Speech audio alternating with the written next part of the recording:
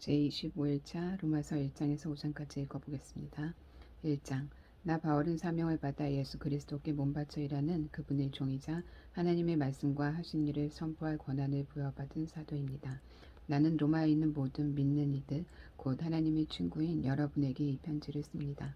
성경에는 하나님의 아들에 대해 예언자들이 앞서 전한 보고들이 담겨 있습니다. 역사적으로 보면 그분은 다윗의 후손이십니다. 또한 고유한 정체성으로 보면 그분은 하나님의 아들이신데 예수께서 죽은 자들 가운데서 부활하심으로 메시아 곧 우리 주님으로 세워졌을 때 성령께서 이를 우리에게 보여주셨습니다. 그분을 통해 우리는 그분의 생명을 풍성한 선물로 받았고 또 이 생명을 사람들에게 전하는 긴급한 사명도 받았습니다. 예수를 향한 순종과 신뢰 속으로 뛰어들 때 사람들은 이 생명을 선사받습니다. 여러분이 지금의 여러분인 것은 바로 예수 그리스도께서 주시는 이 선물과 부르심 때문입니다. 나는 하나님 우리 아버지와 메시아이신 우리 주 예수의 풍성하심으로 여러분에게 문안합니다. 나는 여러분 한 사람 한 사람으로 인해 예수를 통해 하나님께 감사드립니다. 이것이 내가 가장 먼저 하고 싶은 말입니다. 어디를 가든지 사람들은 내게 여러분의 믿음의 삶에 대해 이야기를 들려줍니다. 그런 이야기들을 들을 때마다 나는 그분께 감사드립니다. 그리고 그분의 아들에 관한 복된 소식 곧 메시지를 전할 때 내가 사랑하여 예배하고 섬기기 원하는 하나님은 아십니다. 내가 기도 중에 여러분을 생각할 때마다 사실은 늘 여러분을 보러 갈 수 있도록 길을 열어달라고 그분께 기도한다는 것을 말입니다. 기다림이 길어질수록 간절함도 더 길어집니다. 여러분이 있는 그곳에 가서 하나님의 선물을 직접 전해주고 여러분이 더 강건해가는 모습을 내 눈으로 직접 볼 수 있기를 내가 얼마나 원하는지요. 하지만 이 과정에서 내가 여러분에게 주려고만 한다고 생각하지 마십시오. 내가 여러분에게 줄 것 못지않게 여러분도 내게 줄 것이 많습니다. 친구 여러분, 내가 여러분을 방문하지 못한 것을 두고 부디 오해가 없기를 바랍니다. 내가 로마에 가려는 계획을 얼마나 자주 세웠는지 아마 여러분은 상상도 못할 것입니다. 나는 그동안 다른 많은 이방 성읍과 공동체에서 그랬던 것처럼 여러분들 가운데서도 하나님께서 일하시는 모습을 직접 확인하는 즐거움을 누리고 싶었습니다. 그러나 늘 사정이 생겨 그렇지 못했습니다. 누구를 만나든 문명인이든 미개인이든 학식이 많은 사람이든 배우지 못한 사람이든 그것은 중요하지 않습니다. 나는 우리가 얼마나 서로에게 의존하는 존재이며 서로에게 책임이 있는 존재인지를 깊이 느끼게 됩니다. 이것이 내가 로마에 있는 여러분에게 어서 가서 하나님의 놀랍도록 복된 소식을 전하려는 이유입니다. 내가 참으로 자랑스럽게 선포하는 이 소식은 그분의 능력 가득한 계획에 관한 것입니다. 하나님께서 그분을 신뢰하는 사람이면 누구나 유대인으로부터 시작해서 모든 사람에 이르기까지 다 구원하신다는 엄청난 메시지입니다. 사람들을 바로 세워 주시는 하나님의 길은 믿음의 행위 안에서 드러납니다. 이는 성경이 늘 말해온 것과도 일치합니다. 하나님을 신뢰함으로 하나님 앞에 바로 세워진 사람은 참으로 살 것이다. 하나님을 무시하는 자들이 끝없는 추락. 그러나 하나님의 노가 화염처럼 터져 나옵니다. 사람들이 불신과 범죄와 거짓의 행위가 쌓여 있고 사람들이 애써 진리를 덮으려 하기 때문입니다. 그러나 하나님이 실제 하신다는 것은 너무도 분명한 근본 사실입니다. 그저 눈을 떠 보기만 해도 보이지 않습니까? 하나님이 창조하신 것을 찬찬히 그리고 유심히 바라보았던 사람들은 언제나 그 눈으로는 볼 수 없는 것, 이를테면 그분의 영원한 능력이나 신성의 신비를 볼 수 있었습니다. 따라서 누구도 변명할 수 없습니다. 사실을 말하면 이렇습니다. 사람들은 하나님을 너무도 잘 알고 있었지만 그분을 하나님으로 대하지 않았고 그분을 경배하기를 거부했습니다. 그럼으로써 그들은 스스로 어리석고 혼란에 빠진 하찮은 존재가 되었고 결국 삶의 의미도 방향도 잃고 말았습니다. 그들은 다 아는 것처럼 행세하나 사실은 삶에 대해 아무것도 모릅니다. 심지어 그들은 온 세상을 손에 붙들고 계신 하나님의 영광을 어느 길거리에서나 살 수 있는 싸구려 조각상들과 바꾸어 버렸을 정도입니다. 그래서 하나님께서 이런 뜻의 말씀을 하셨습니다. 너희가 원하는 것이 그것이라면 그것을 주겠다. 결국 그들은 머지않아 안팎으로 온통 오물범벅인 돼지우리의 삶을 살게 되었습니다. 이것은 다 그들이 참 하나님을 거짓신과 바꿨기 때문입니다. 그들을 만드신 하나님, 우리가 찬양드리는 하나님, 우리에게 복주시는 하나님, 대신에 자신들이 만든 신을 예배했기 때문입니다. 상황은 더 나빠져 그들은 하나님을 알기를 거부하면서 곧 하나님이 어떠해야 하는지도 잊고 말았습니다. 여자는 여자가 어떠해야 하는지 잊었고 남자는 남자가 어떠해야 하는지 잊어버렸습니다. 성적 혼란에 빠져 그들은 여자가 여자끼리 남자가 남자끼리 서로 학대하고 더럽혔습니다. 사랑 없이 욕정만 가득해서 말입니다. 그리고 그 대가를 치렀습니다. 아, 그 대가가 무엇인지 보십시오. 그들은 하나님과 사랑에 빠져버린 불경하고 부정한 비참한 존재가 되고 말았습니다. 그들이 하나님 인정하기를 귀찮아하자 하나님도 그들에게 간섭하기를 그만두시고 제멋대로 살도록 내버려 두셨습니다. 그러자 그야말로 지옥판이 벌어졌습니다. 악이 들끓고 욕망의 아수라장이 벌어지고 악독한 중상무량이 판을 쳤습니다. 시기와 무자비한 살인과 언쟁과 속임수로 그들은 이 땅의 삶을 지옥으로 만들어 버렸습니다. 그들을 보십시오. 비열한 정신의 도끼에 일구연하며 하나님을 맹렬히 욕하는 자들입니다. 깡패요 건달이요 참을 수 없는 떠벌이들입니다. 그들은 삶을 파멸로 이끄는 새로운 길을 끊임없이 만들어냅니다. 그들은 자기 인생에 방해가 될 때는 부모조차도 저버립니다. 우둔하고 비열하고 잔인하고 냉혹한 자들입니다. 그들이 뭘 몰라서 그러는 것이 아닙니다. 그들은 자기들이 하나님의 얼굴에 침을 뱉고 있다는 사실을 너무도 잘 알고 있습니다. 하지만 그들은 개의치 않습니다. 오히려 가장 나쁜 짓을 가장 잘하는 이들에게 상까지 주고 있습니다. 하나님을 만만히 여기지 말라. 2장. 그들은 그렇게 어둠 속으로 끝없이 추락하고 있습니다. 그러나 여러분이 그들에게 손가락질할 만한 고상한 위치에 있다고 생각한다면 생각을 바꾸십시오. 누구를 비난할 때마다 여러분은 자기를 정죄하는 것입니다. 여러분도 다르지 않기 때문입니다. 남을 판단하고 비판하는 것은 자신의 죄와 잘못이 발각되는 것을 모면해 보려는 흔한 술책입니다. 그러나 하나님은 그렇게 호락호락하신 분이 아닙니다. 그분은 그 모든 술책을 꿰뚫어 보시며 그러면 너는 어떤지 보자고 하십니다.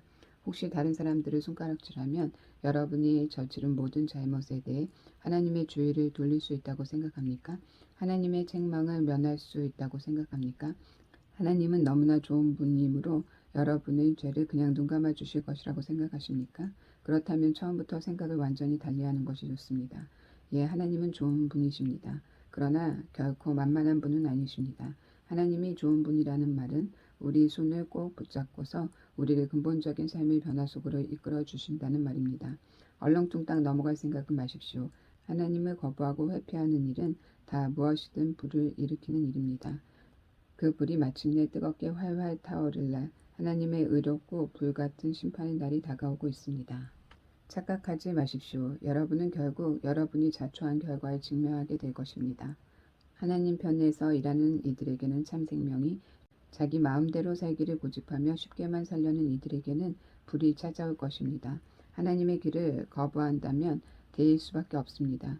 여러분이 어디에서 살았고 어떤 부모 밑에서 자랐고 어떤 학교를 다녔는지는 아무 상관이 없습니다. 다만 여러분이 하나님이 행하시는 길을 받아들이고 따르면 어마어마한 유익이 있을 것입니다. 이 또한 여러분의 출신이나 성장 배경과는 아무 상관이 없습니다. 유대인이라고 해서 하나님께 자동적으로 인정받는 법은 없습니다. 하나님은 여러분에 대해 다른 사람들의 말 혹은 여러분 스스로의 생각에 전혀 상관치 않으십니다.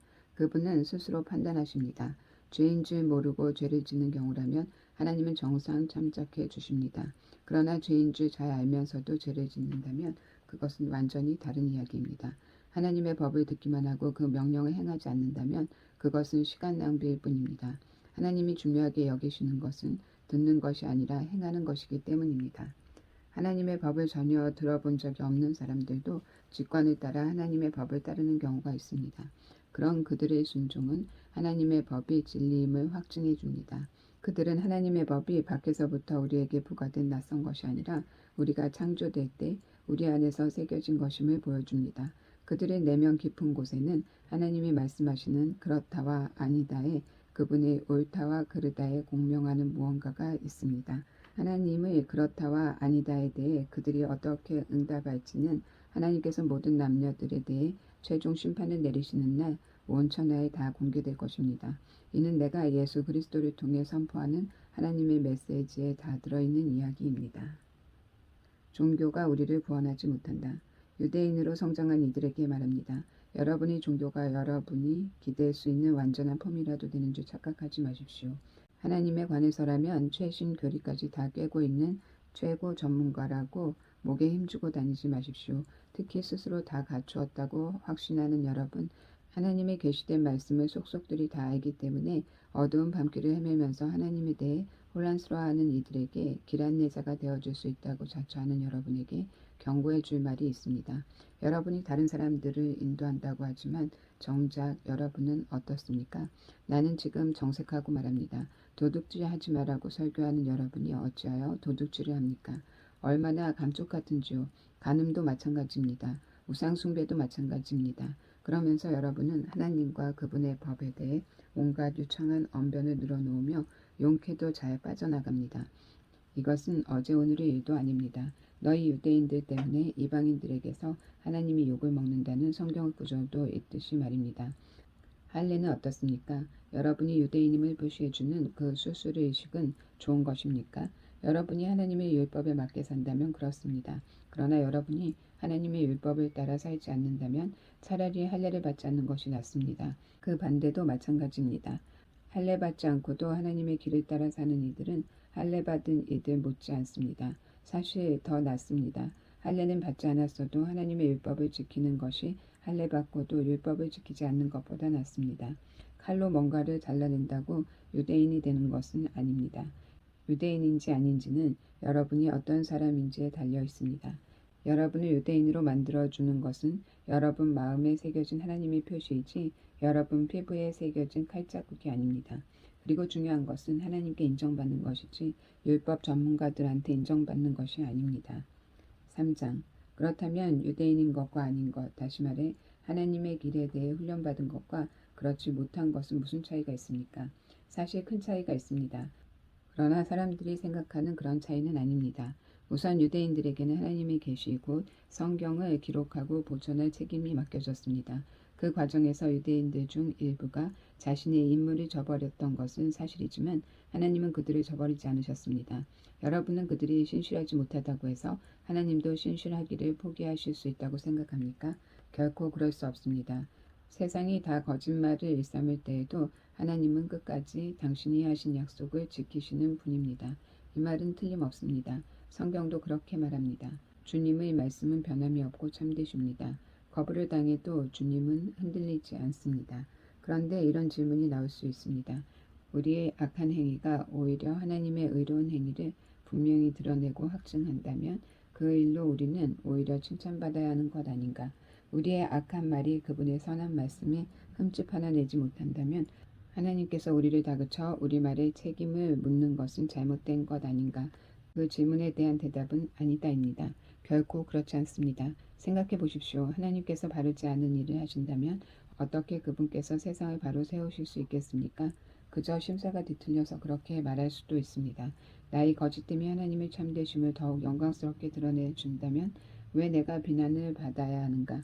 하나님께 좋은 일을 하는 것인데 실제로 어떤 이들은 우리가 이렇게 말한다고 말을 퍼뜨리기도 합니다. 그들은 우리가 악을 더 많이 행하도록 하나님은 선을 더 많이 행하시니 악을 더 많이 행하자고 말하며 다닌다고 주장합니다. 이는 순전히 중상모략인 것을 여러분도 잘 아시리라 믿습니다. 모두가 침몰하는 배에 타고 있다. 그렇다면 우리의 처지는 어떻습니까? 우리 유대인들이 다른 이들보다 더 운이 좋은 것일까요? 사실 그렇지 않습니다. 기본적으로 우리는 유대인이든 이방인이든 모두 똑같은 조건에서 출발합니다. 다시 말해 우리는 다 죄인으로 출발합니다. 이 점에 대해 성경은 더할 나위 없이 분명합니다. 바르게 사는 자 아무도 없다. 단 한 사람도 없다. 사리 분별하는 자 아무도 없고 하나님께 깨어있는 자 아무도 없다. 다들 잘못된 길로 접어들어 다들 막다른 길에서 헤매고 있다. 바르게 사는 자 아무도 없다. 그런 사람 단 한 사람도 나는 찾을 수 없다. 그들의 목은 입 열린 무덤이요 혀는 진흙비탈기처럼 반지르르 하다 하는 말마다 독이 서렸고 입을 열면 공기를 오염시킨다. 올해의 죄인이 되려고 각축전을 벌이며 세상을 온통 비용과 파멸로 어지럽힌다. 사람들과 더불어 사는 법이라고는 기본조차 모르는 그들, 하나님은 안중에도 없다. 그렇다면 분명하지 않습니까? 성경에 기록된 모든 말씀은 다른 사람에 대한 말씀이 아니라 바로 우리에게 하시는 말씀입니다. 성경은 처음부터 우리를 향한 말씀이었습니다. 또한 명백하지 않습니까? 우리는 하나같이 다 죄인이며 다 함께한 배를 타고서 가라앉을 수밖에 없는 사람들입니다. 하나님의 계시와 관련 있는 민족이라고 해서 우리가 자동적으로 하나님 앞에 바로 서게 되는 것은 아닙니다. 우리는 다만 모든 사람의 죄에 우리 역시 연루되어 있다는 사실을 직시하게 될 뿐입니다. 하나님께서 바로 세우십니다. 그런데 우리 시대에 와서 새로운 것이 더해졌습니다. 모세와 예언자들이 그들 시대에 증언했던 일이 실제로 일어난 것입니다. 그들이 증언한 하나님이 바로 세워주시는 일이 이제 우리에게 예수께서 바로 세워주시는 일로 나타났습니다. 이는 우리만을 위한 것이 아니라 그분을 믿는 모든 사람을 위한 것입니다. 이 점에서 우리와 그들 사이에 아무런 차이가 없습니다. 우리나 그들이나 다 죄인으로 오랫동안 비참한 정과를 쌓아왔고 하나님께서 뜻하시는 그 영광스러운 삶을 살아낼 능력이 전혀 없다는 것도 입증되었습니다. 그래서 하나님께서 친히 우리를 위해 일해 주셨습니다. 순전히 은혜로 그분은 우리를 그분 앞에 바로 세워주셨습니다. 이는 전적으로 그분의 선물입니다. 그분은 우리를 진창에서 건져주셨고 우리가 있기를 늘 원하셨던 자리로 우리를 되돌려 주셨습니다. 바로 예수 그리스도를 통해 그 일을 하셨습니다. 하나님은 세상을 제단 위에 예수님을 희생 제물로 삼으셔서 세상으로 하여금 죄를 면하게 하셨습니다. 그분께 믿음을 둘 때 우리는 죄를 면하게 됩니다. 하나님은 이 일 곧 예수의 희생을 통해 세상으로 하여금 그분 앞에서 죄를 면하게 해주신 이 일을 만천하에 드러내셨습니다. 하나님은 그동안 오래 참으신 죄들을 마침내 이렇게 처리해 주신 것입니다. 이는 분명히 드러난 일일 뿐 아니라 또한 지금 일어나고 있는 일입니다. 이것은 현재 진행 중인 역사입니다. 하나님은 모든 것을 바로 세워주고 계십니다. 또한 우리로 하여금 바로 세워주시는 그분의 의로우심 안에서 살 수 있게 해주십니다. 그렇다면 우리 교만한 유대인들이 옥신각신하는 주장들은 어떻게 되는 것입니까? 무효가 되는 것입니까? 그렇습니다. 무효가 되었습니다. 우리가 알게 된 것은 이것입니다. 우리가 행하는 일에 하나님이 응답하시는 것이 아니라는 것입니다. 사실은 하나님이 행하시는 일에 우리가 응답하는 것입니다. 마침내 우리는 이 사실을 깨닫습니다. 우리의 삶이 하나님과 또 다른 모든 사람들과 발맞추어 나가려면 우리가 그분의 발걸음을 따라가야지 거만하고 초조한 마음으로 우리가 행진을 이끌려고 해서는 안 됩니다. 그렇다면 하나님에 대해 독점권을 가졌다고 하는 우리 유대인들의 교만한 주장은 또 어떻게 되는 것입니까? 이 또한 무효가 되었습니다. 하나님은 유대인들이 하나님일 뿐 아니라 또한 이방인들의 하나님이기도 합니다. 하나님은 오직 한 분이신데 어찌 그렇지 않을 수 있겠습니까? 하나님은 당신이 하시는 일을 기꺼이 받아들이고 그 속으로 뛰어드는 사람이면 누구나 다 그분 앞에 바로 세워주십니다. 우리 종교의 제도를 따르는 이들뿐 아니라 우리 종교에 대해 들어본 적 없는 이들도 마찬가지입니다. 그런데 우리가 초점을 우리가 행하는 일이나 하나님이 행하시는 일로 옮긴다는 것은 하나님의 규례와 법도를 신중히 따르던 삶을 취소한다는 말일까요? 전혀 그렇지 않습니다. 오히려 우리 삶 전체를 제자리에 놓음으로써 그 삶을 더 굳게 세웁니다. 하나님을 신뢰하십시오. 4장. 그렇다면 우리 믿음의 첫 조상 아브라함 이야기를 이 새로운 관점에서 보면 어떨까요? 만일 아브라함이 하나님을 위해 이룬 일로 하나님의 인정을 얻어낸 것이라면 당연히 그 공로를 인정받았을 것입니다. 그러나 우리에게 전해진 이 이야기의 주인공은 하나님이지 아브라함이 아닙니다. 성경은 우리에게 이렇게 말합니다. 아브라함은 하나님이 그를 위해 하시는 일에 뛰어들었다. 바로 그것이 전환점이 되었다. 그는 자기의 힘으로 바로 서려고 애쓰는 대신에 하나님께서 자신을 바로 세워주실 것을 신뢰했다. 만일 여러분이 열심히 해서 어떤 일을 잘 해낸다면 여러분은 보수를 받을 자격이 생깁니다. 그때 여러분이 받는 것은 임금이지 선물이 아닙니다. 그러나 여러분이 그 일을 감당할 수 없어 오직 하나님만이 하실 수 있다는 일이라고 인정하고 그분께 해주실 것을 신뢰한다면 바로 그 신뢰가 여러분을 하나님에 의해 하나님 앞에 바로 세워줍니다. 그렇게 하나님 앞에 바로 서는 일은 여러분의 힘으로 아무리 오랫동안 수고하고 애쓴다 해도 결코 해낼 수 없는 일입니다. 이는 전적으로 그분의 선물입니다. 이 새로운 관점은 다윗에게도 확증됩니다. 그는 자신의 공로 하나 없이 오직 하나님께서 모든 것을 바로 세워주실 것을 신뢰하는 사람은 복이 있다고 말합니다. 그 범죄가 지어지고 지은 죄 말끔히 씻겨진 사람은 복이 있다. 주님께 그 죄를 청산받은 사람은 복이 있다. 혹시 여러분은 이런 복이 우리 종교의 길을 따르는 할례받은 사람들에게만 선언된다고 생각합니까? 우리가 따르는 길에 대해 들어본 적이 없는 사람들, 하나님께 훈련받아 본 적이 없는 사람들도 이런 복을 받을 수 있다는 생각은 못 해봤습니까? 일단 우리 모두가 동의할 수 있는 사실부터 말해 보겠습니다. 아브라함이 하나님께 합당하다고 선언된 것은 그가 하나님께서 그를 위해 하시는 일을 받아들였기 때문입니다. 그렇다면 생각해 보십시오. 그 선언이 내려진 것은 그가 할례라는 언약 의식을 통해 몸의 표시를 받기 전이었습니까? 그 후였습니까? 맞습니다. 표시를 받기 전이었습니다. 그렇다면 그가 할례받은 것은 하나님께서 그를 당신 앞에 바로 세우시려고 오래전부터 그를 위해 일해오신 것에 대한 증거이자 확증의 의미였다는 뜻입니다. 아브라함은 다만 하나님의 일을 자신의 온 삶으로 받아들였던 것입니다. 또한 이것은 아브라함이 모든 사람의 조상이라는 뜻이기도 합니다. 다시 말해 하나님께 아직 바깥 사람인 이들, 하나님의 백성으로 인정받지 못하는 이른바 할례받지 않은 사람들이라도 하나님께서 자신들을 위해 하시는 일을 받아들인다면 아브라함은 그들 모두의 조상도 된다는 것입니다. 하나님에 의해 하나님 앞에 바로 서게 된 사람들이란 바로 이런 사람들을 두고 하는 말입니다. 물론 아브라함은 할례라는 종교의식을 거친 이들의 조상이기도 합니다. 그러나 이는 그들이 행한 그 종교의식 때문이 아니라 하나님께서 그들을 위해 행하시는 일을 믿음으로 받아들이는 모험의 삶을 살기로 그들이 결단했기 때문입니다. 아브라함은 할례의 표시를 받기 오래전부터 바로 이런 삶을 살아온 것입니다. 하나님께서 아브라함에게 그 유명한 약속, 그와 그의 후손이 땅을 차지하리라를 주신 것은 그가 무언가를 이루었거나 이루려고 했기 때문이 아니었습니다. 그 약속이 주어진 것은 그를 위해 모든 것을 바로 세워주시겠다는 하나님의 결정에 기초한 것이었습니다. 아브라함은 다만 믿음으로 거기에 뛰어들었을 뿐입니다. 만일 우리가 하나님께 무언가를 얻는 것이 자기가 해야 할 일을 다 마치고 온갖 서류를 다 구비해야만 비로소 가능한 일이라면 인격적 신뢰가 들어서 이어지는 아예 사라지고 약속은 냉혹한 계약으로 바뀌고 맙니다. 그런 것은 거룩한 약속이 아닙니다. 사업상 거래일 뿐입니다. 빈틈없는 변호사가 깨알 같은 글씨로 작성한 계약서는 우리가 얻을 것이 전혀 없을 것이라는 사실만 확인해 줄 뿐입니다. 그러나 애초에 계약이란 없고 약속만이 그것도 하나님의 약속만이 있는 것이라면 그것은 여러분이 깰 수 있는 것이 아닙니다. 바로 이런 이유로 하나님의 약속의 성취는 전적으로 하나님과 그분의 길을 신뢰하는 것, 하나님과 그분이 하시는 일을 단순히 받아들이는 것에 달려 있습니다. 하나님의 약속은 순전한 선물로 우리에게 옵니다. 바로 이것이 우리 종교적 전통을 따르는 사람들뿐 아니라 그런 것에 대해 들어본 적 없는 사람들도 그 약속에 확실히 참여할 수 있는 유일한 길입니다. 아브라함은 우리 모두의 조상이기 때문입니다. 그는 우리 민족의 조상이 아닙니다. 그렇다고 한다면 그것은 이야기를 거꾸로 읽는 것입니다. 그는 우리 믿음의 조상입니다.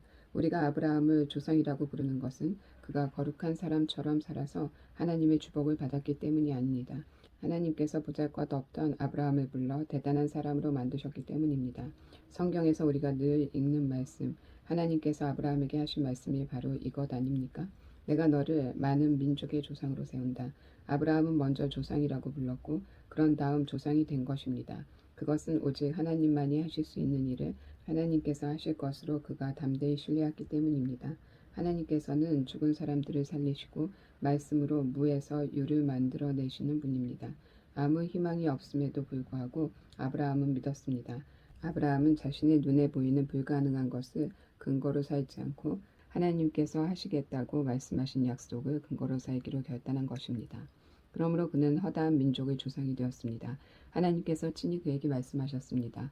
아브라함아, 너는 장차 큰 민족을 이룰 것이다. 아브라함은 자신의 무력함에 집중하지 않았습니다. 그는 소망이 사라졌다. 100살이나 먹은 이 늙은 몸으로 어떻게 아이를 볼 수 있겠는가 하고 말하지 않았습니다. 또 사라가 아기를 낳지 못한 수십 년을 헤아리며 체념하지도 않았습니다. 그는 하나님의 약속주의를 서성거리며 조심스레 의심 어린 질문을 던지지도 않았습니다. 그는 그 약속 안으로 성큼 뛰어들었습니다. 그리고는 굳센 자, 하나님을 위해 준비된 자, 말씀하신 바를 이루실 하나님을 확신하는 자가 되어 나왔습니다. 그래서 이런 말씀이 기록되었습니다. 아브라함은 하나님이 그를 바로 세워주실 것을 신뢰함으로 하나님께 합당한 사람으로 선언되었다. 그러나 이것은 아브라함에게만 해당되는 이야기가 아닙니다. 이것은 우리 이야기이기도 합니다. 우리가 아무 소망 없는 상황에서도 예수를 살리신 분을 받아들이고 믿을 때 우리 역시 동일한 말씀을 듣게 됩니다.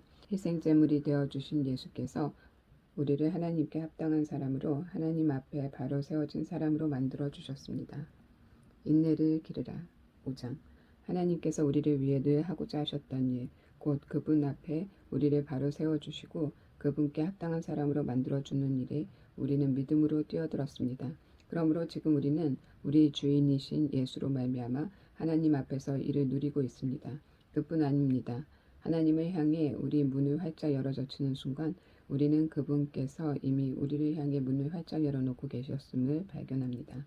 우리가 늘 있고자 원했던 그곳에 마침내 우리가 서 있음을 알게 됩니다. 우리는 하나님의 은혜와 영광의 그 넓고 탁 트인 공간에서 고개를 들고 서서 소리 높여 찬양하는 우리 자신을 발견하게 됩니다. 그뿐 아닙니다. 온갖 환난에 포위되어 있을 때에도 우리는 소리 높여 찬양하기를 멈추지 않습니다. 환난이 우리 안에 열정 어린 인내를 길러주고 그 인내가 쇠를 연마하듯 우리 인격을 단련시켜주며 우리로 하여금 하나님께서 장차 행하실 모든 일에 대해 늘 깨어있게 해준다는 것을 우리가 알기 때문입니다. 이 같은 희망 속에 늘 깨어있을 때 우리는 결코 실망하는 법이 없습니다. 오히려 정반대입니다. 우리가 하나님께서 성령을 통해 우리 삶 속에 아낌없이 쏟아붓고 계신 그 모든 것을 다 담아내기에는 아무리 많은 그릇으로도 부족합니다. 그리스도께서 더없이 알맞은 때에 오셔서 이런 일을 이루십니다. 그분은 우리가 다 준비되기까지 기다리지 않으셨고 지금도 그러하십니다. 우리가 너무 약하고 반항적이어서 전혀 준비되어 있지 않았던 그때에 그분은 자기 자신을 이 희생적 죽음에 내어주셨습니다. 설령 우리가 그렇게 약하지 않았다 하더라도 우리는 여전히 갈팡질팡했을 것입니다. 우리는 목숨을 바칠 만한 가치가 있다고 여기는 사람을 위해 대신 죽는 것은 이해할 수 있습니다. 또 선하고 고귀한 사람을 보면 우리 안에 그를 위해 기꺼이 희생되고자 하는 마음이 일어난다는 사실도 알고 있습니다. 그러나 하나님은 우리가 그분께 아무 쓸모가 없을 때에 당신의 아들을 희생적 죽음에 내어주심으로 그렇게 우리를 위해 당신의 사랑을 아낌없이 내놓으셨습니다. 이 희생적 죽음, 이 완성된 희생제사를 통해 우리는 하나님 앞에 바로 세워졌습니다. 그러므로 이제는 더 이상 하나님과 사이가 멀어질 일은 없습니다. 생각해 보십시오. 우리가 최악이었을 때에도 그분 아들의 희생적 죽음을 통해 우리와 하나님 사이가 친밀하게 되었습니다. 그렇다면 우리가 최선인 지금 그분의 부활 생명이 우리 삶을 얼마나 드넓고 깊게 하겠습니까?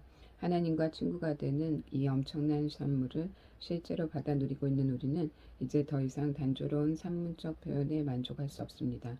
우리는 노래하고 외칩니다. 메시아 예수를 통해 하나님께 우리의 찬양을 드립니다. 죽음을 부르는 죄, 생명을 주는 선물. 여러분은 아담이 어떻게 우리를 죄와 죽음이라는 딜레마에 처하게 만들었는지 들어서 알고 있을 것입니다. 죄와 죽음으로부터 자유로운 사람은 아무도 없습니다. 죄는 만물과 하나님과의 관계에도 모든 사람과 하나님과의 관계에 해를 끼쳐왔지만 하나님께서 모세를 통해 자세히 상술해 주시기까지는 그 해가 어느 정도인지 분명치 않았습니다. 그처럼 죽음, 곧 우리와 하나님 사이를 갈라놓는 그 거대한 심연은 아담으로부터 모세에 이르는 시간에도 위세를 떨쳤습니다. 하나님이 주신 특정 명령에 불순종했던 아담과 같은 죄를 짓지 않은 이들도 모두 이러한 생명의 끊어짐, 곧 하나님과의 분리를 경험해야만 했습니다. 그러나 우리를 이런 지경에 빠뜨린 아담은 또한 우리를 거기서 구원해 주실 분을 앞서 가리키는 존재이기도 합니다. 그러나 우리를 구출하는 이 선물은 죽음을 초래하는 그 죄와 비교가 되지 않습니다. 생각해 보십시오. 한 사람의 죄가 수많은 사람들을 하나님과의 분리라는 그 죽음의 심연에 밀어넣었다고 할 때 한 사람 예수 그리스도를 통해 쏟아 부어지는 이 하나님의 선물은 우리에게 어떤 것을 가져다 줄까요? 죽음을 초래하는 그 죄와 넘치는 생명을 가져오는 이 선물은 서로 비교할 수 없습니다. 그 죄에 대한 편결로는 죽음의 선고가 내려졌지만 뒤따른 다른 많은 죄들에 대한 편결로는 경이로운 생명 선고가 내려졌습니다. 한 사람의 잘못을 통해 죽음의 위세를 떨쳤다면 이제 한 사람 예수 그리스도께서 마련해 주신 이 어마어마한 생명의 선물, 이 모든 것을 바로 세우시는 장대한 일을 두 팔 벌려 받아들이는 이들 안에서 이 생명이 이루어낼 가슴 벅찬 회복, 우리를 다스리는 생명이 어떤 것일지 여러분은 상상할 수 있겠습니까? 한마디로 말하면 이렇습니다.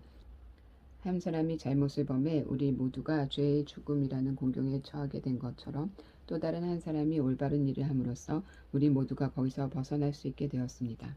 사실 우리는 단순히 공경에서 건져진 것 이상입니다. 그분은 우리를 생명 속으로 이끌어 들이셨습니다.